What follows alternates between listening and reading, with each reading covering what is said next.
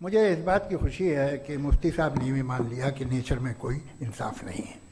باقی ہے کہ آپ نے میری ایک بات کا جواب نہیں دیا جس سے مجھے شکایت ہے کہ فیتھ کیا ہے اور آپ فیتھ مانگتے کیوں ہیں مجھ سے. آپ تو لاجیکل ہیں, آپ کے پاس تو سارے ریشنلز ہیں, آپ کے پاس سارے ثبوت ہیں, تو آپ کو فیتھ کی ڈیمانڈ کیوں کرتے ہیں کہ بھائی تم سرنڈر کر دو اور سوال مت کرو. کوئی مذہب سارے سوال کرنے کی اجازت نہیں دیتا ہے اور منع کرتا ہے کہ زیادہ سوال نہ کرو, بہک جاؤ گے تم. کمال یہ ہے کہ دنیا کے سارے مذہب سب جانتے ہیں یہ دنیا کیسے بنی تھی, کیسے مٹے گی, مرنے کے بعد کیا ہوگا, ان کو سب علم ہے.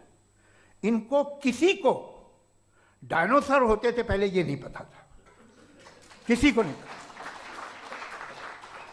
کسی بھی دنیا کی مذہبی کتاب میں ڈائنوسور کا ذکر نہیں ہے. جس دنیا میں آپ بیٹھے ہیں سر, یہ ہال جو ہے, یہ الیکٹریسٹی جو ہے, یہ مائک جو ہے, جس ہوائی جہاز سے آپ آئے تھے, وہ جس کار سے آپ یہاں آئے ہیں, یہ سب ان لوگوں کی بنائی ہوئی ہے جنہوں نے سوال کیے تھے.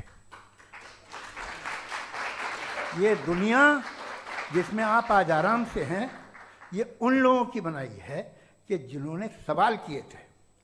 اور ہر اسٹیج پہ ان سوالوں کو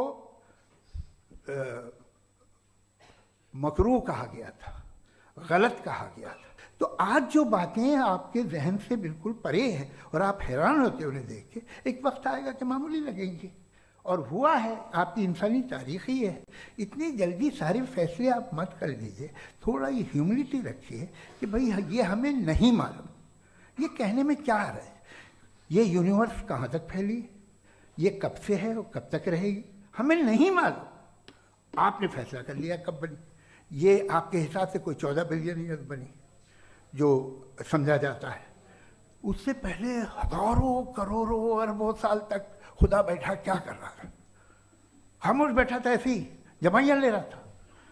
پھر اسے آئیڈیا آیا, یار ایک کام کرتے, وقت اچھا گزر جائے گا, یونیورس بناتے ہیں. سوچیے, تو ہم اپنی جہالت سے لڑیں, اس کی پرستش نہ کریں. تھینک یو سو مچ. ترکوں کی شرنکھلا میں راؤنڈ 2 کے لیے مفتی صاحب کو آمنترت کر رہا ہوں. شکریہ.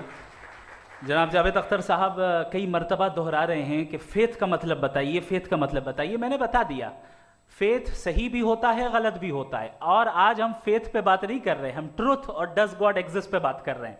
کیا ڈز گاڈ ایگزسٹ, یہ ٹروتھ یعنی گاڈ ہے یا نہیں ہے, اس میں سے دونوں ٹروتھ کیا ہے. اب آپ اسے فیتھ کہہ لیں, بلیف کہہ لیں, ناٹ مائی بزنس. اس کے بعد آپ نے کہا کہ بھئی سوال کرنے سے مذہب روکتا ہے. میں کہتا ہوں جو روکتا ہے وہ روکتا ہوگا, میں نہیں روکتا. بلکہ سوال کریں, سوال کرنا چاہیے. سوال کر کر کے تو ہم آگے بڑھتے ہیں, ترقی کرتے ہیں, اور اسی لیے میں آج یہاں پہ آیا ہوں. لیکن سوال صرف خدا سے نہیں ہوگا, آپ سے بھی ہوگا. سوال ایتھزم سے بھی ہوگا. سوال صرف مذہب سے نہیں ہوگا, سب سے ہوگا.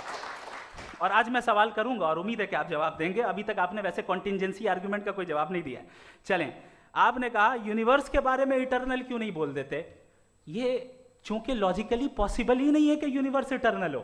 یونیورس ایک کانٹینجنٹ چیز ہے جو ٹائم اینڈ اسپیس کے پابند ہے, ٹائم اینڈ اسپیس سے باؤنڈ ہے.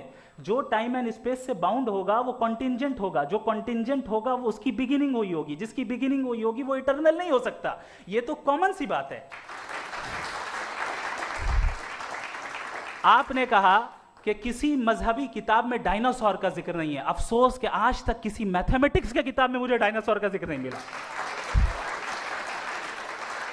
تو اس کا مطلب میتھمیٹکس کی کتاب بیکار ہے؟ نہیں, اس کا وہ ٹاپک نہیں ہے. ریویلیشن کا اور مذہبی کتابوں کا ٹاپک یہ نہیں ہے کہ آپ کو آ کے بتائے سائیکل کیسے بناتے ہیں, یا آ کر یہ بتائیں کہ جو ہے ڈائناسور کب تھا. وہ تو مورالٹی سکھانے آیا ہے, گاڈ کے بارے میں بتانے آیا, نان فزیکل ریالٹی کی حقیقت کو سکھانے کے لیے آیا. ریلیجن سائنس کو روکتا ہے؟ نہیں روکتا. اگر روکتا ہے تو غلط کرتا ہے. ریلیجن سائنٹزم کو روکتا ہے, جس میں ہمارے جاوید صاحب مبتلا ہیں.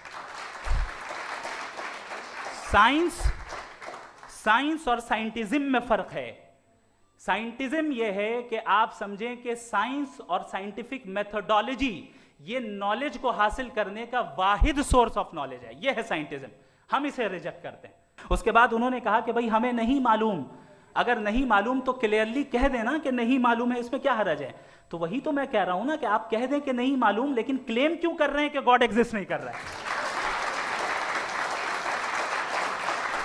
आखिरी चीज, इन्होंने कहा कि खुदा दुनिया बनाने से पहले 150 साल पहले या करोड़ों साल पहले क्या कर रहा था। अरे हजरत, चलें बहरहाल मैं जवाब दे देता हूं, आप हमारे रिस्पेक्टेड पर्सनालिटी हैं, अगर आप नहीं होते तो मैं ऐसे एंटरटेन ही नहीं करता।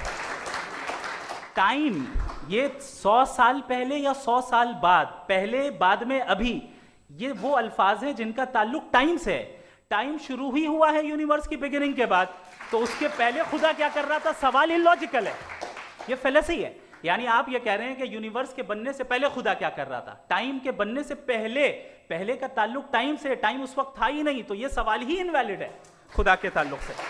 इसकी एक मिसाल आप ले लें। एक कार है, एक साहब ने देखा कि भाई कार जो है उसके व्हील्स कितने अच्छे लगे हुए हैं, सही जगह पे, स्टीयरिंग जो है कितने अच्छे जगह पे लगी हुई, और सीट्स कितने वेल डिजाइंड है, कितनी प्रिसाइजली ये कार काम कर रही है, तो जरूर कोई ना कोई इसे क्रिएट किया है, किसी ने क्रिएट किया है। अब जावेद साहब आए और कह रहे जनाब बोनेट खोलिए, इसमें इंजन है, इंजन इस कार को चला रहा है, hence prove no one has created the car. This is illogical.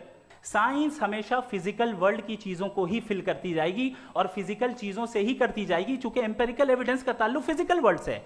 आप साइंस के जरिए मेटाफिजिकल रियलिटी को कभी साबित नहीं कर सकते, ये रॉन्ग टूल का इस्तेमाल करना है। ये वही काम है कि आप मेटल डिटेक्टर से प्लास्टिक डिटेक्टर करने चलें, जो कि जाहिर है सही नहीं है।